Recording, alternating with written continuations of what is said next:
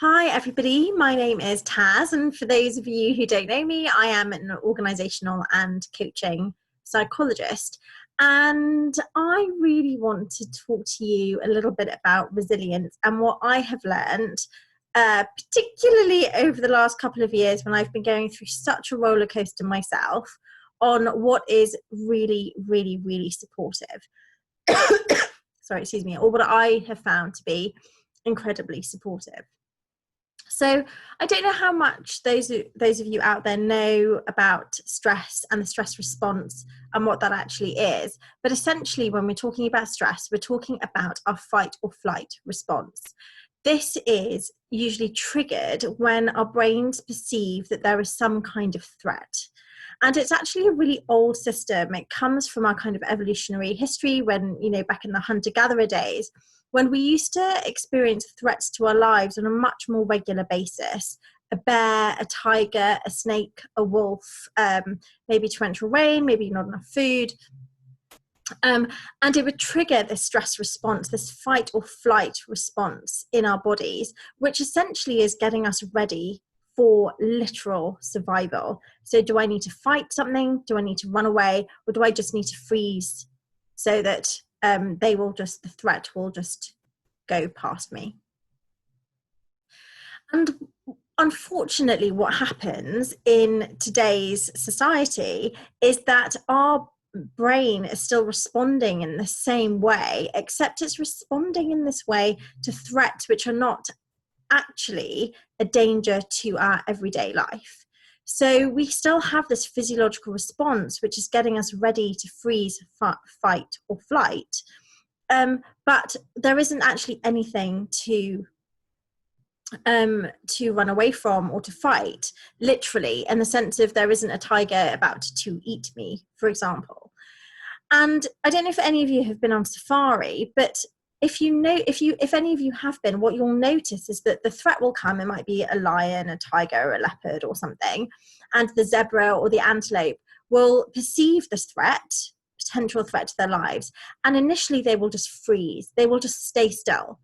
And then they will make a choice about whether they're going to run for it, which often they do, or if they're going to fight, which is incredibly rare from what I have seen on safari. And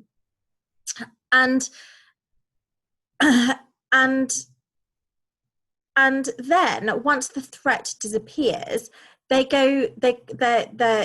calm down, they relax, and they go back to grazing grass or drinking some water or relaxing in the sun or whatever it is that they're doing in their day.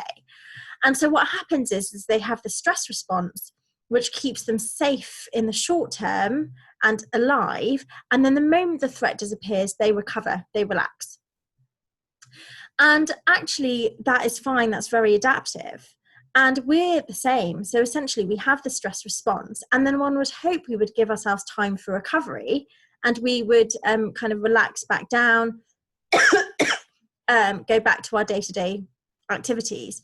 The challenge that we have is that in today's modern society, we experience chronic threat, or what we perceive to be chronic threat, which means we experience this fight or flight response chronically, consistently over time, and we don't give ourselves the opportunity to actually recover.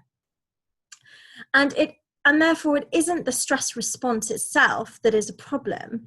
It is the lack of recovery after we experience a stressful situation or instance that is actually the problem. And when we don't give ourselves an opportunity to recover, that is when we are more likely to experience longer term negative outcomes to our health and well-being. So chronic stress can then lead to burnout, depression, anxiety, and over time that can also result in cardiovascular disease, diabetes. It impacts our immune system, our sleeping patterns, and so forth. So the key takeaway that I share with everybody in all the resilience workshops that I deliver is that recovery is absolutely key. It's the first key takeaway of the workshops that I tend to deliver. What can you do when you are stressed out to give yourself an opportunity to have some space for recovery?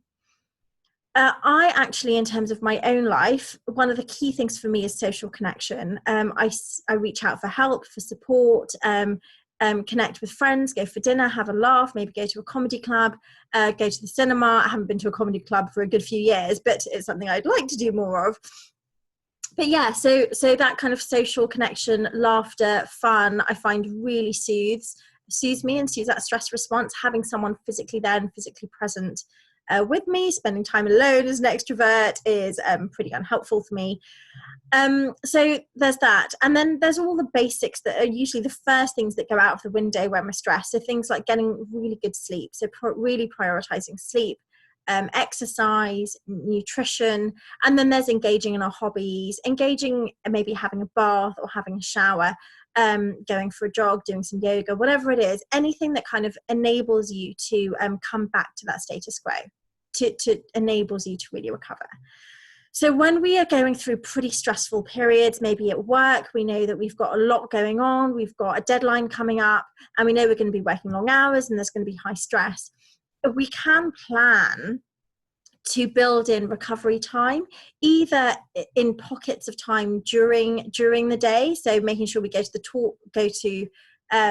for lunch. When we go for the toilet, maybe taking slightly a longer break, actually allowing yourself to have a toilet break, maybe going and grabbing a 10-15 minute coffee or 10-minute walk throughout the day, just something that will give you a little bit of an opportunity to have a bit of a breather and a bit of space.